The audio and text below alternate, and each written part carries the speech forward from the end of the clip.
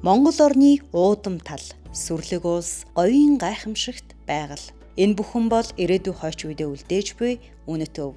Энэ хөвийг хамгаалах нь зөвхөн мэргэжлийн хамгаалагчид бус нутгийн иргэд, малчид, судлаач гэд бүхий л хүний үүрэг юм. Тиймээс манай улс байгаль хамгааллын ажилдаа технологийн дэвшилтэт шийдлийг нэвтрүүлж, шинжлэх ухаанд суурилсан, системчилсэн аргыг ашигладаг болоод байна. Смарт бол тодорхой орон зайд эргүүл хяналт шалгалт хийж, эргээд тайлагнах хэрэгсэл технологи суурилсан шийдлийг ашигласнараа хүрээлэн орчинд нөлөөлж байгаа хүчин зүйлс болон зэрлэг амьтдын мэдээллийг хяналт шалгалтын явцад цуглуулж, тэрхүү мэдээлэлд суурилан хамгааллын арга хэмжээг бодит зөв зохистой газар нь богино хугацаанд илүү үр дүнтэй хийж гүйцэтгэхэд тодорхой хэмжээний дэмжлэг үзүүлж байна. Нийт миний хариуцсан талбай бол 5464 га талбайг хариуцж байгаа. Сардаа бүр 4 удаа хяналт шалгалт хийдэг. Нөгөө амьтанга хараад нөгөө координат мортноотой хийх ажил гаргадаг. Яваад эрг болгондоо одоо тайлангаа гаргадаг. Одоо болохоор смарт ажиллуулаад эхэлсэн шууд энчээгээс бүх юм явуулчихна гэсэн үг. Хэмжээтэй л байх юм бол цаг нэлээ хэмнэсээ ажил байгаа шүү дээ. Бүх ажиллагаагаа хийдэг болохоор бас даваа талтай байгаа. За смарт нь өөрөө биологийн олон янз байдлыг хамгаалах, тэр дундаа байгаль хамгааллын менежментийг илүү үр дүнтэй чанартай болгоход чиглэсэн програм хэмжээний цогц шийдлээ одоо. За одоо дэлхийд даяар смартыг 95 гаруй улс хэрэгжилж байна. За үүнээс 1200 гаруй тусгай хамгаалтай газар нутаг амжилттай хэрэгжиж байгаа. За Монгол улсад болохоор 2023 онд албан ёсоор сайдын тушаалаар бүх тусгай хамгаалтай газар нутагт ашиглахаар шийдвэр тогтоолно гарсан. Тэгэхээр одоогоор 42 тусгай хамгаалтай газар нутаг одоо смартыг амжилттай хэрэгжүүлээд явж байна.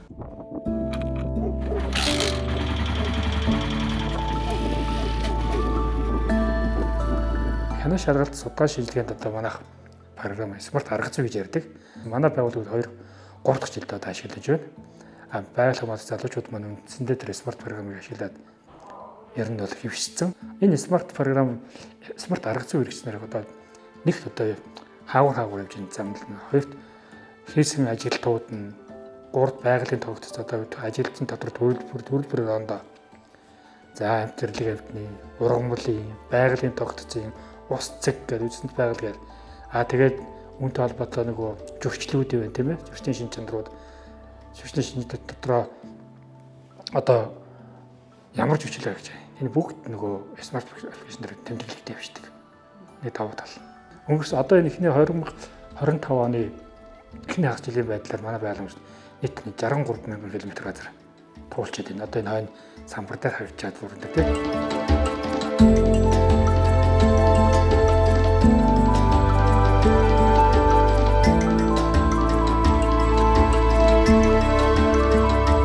Малчин хүний ажил төрөл бол ер нь л байгаль хамгаалагч юм байна гэдэг л ингэж боддог. Яг хэрв смарт тим сүлжээ энэ байсан бол тэр тухайн үед тэр би одоо хулан 2 нүдний дургаар хахад 300 байсаал гэж яриад байгаа шүү дээ. Тэ? Яг тухайн үед тэр зургийн дараа давсан тэр нөгөө сүлжээ холбоо тэмдэглэсэн юм бас байхгүй.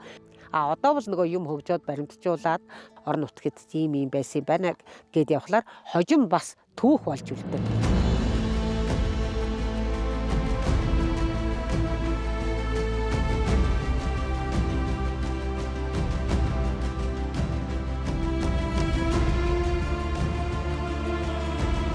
Хамгаалтай газар нутгийг 2 жил тутамд энэ одоо менежментийн төлөвлөгөөний биелэлтийг үнэлдэг байгаа.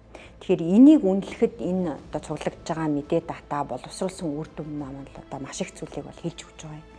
Тухайлах юм бол тусгай хамгаалтай газар нутаг дотор хяналт шалгалт хэдэн хувьтай байсан юм. Хичнээн зүйл амтан харагдаж байгаад одоо хэд байгаа даа. Хэдэн үзэгдэж харагдахгүй байгаа юм. Эсвэл одоо ямар одоо бэрхшээл асуудлууд шинээр бий болцсон байна.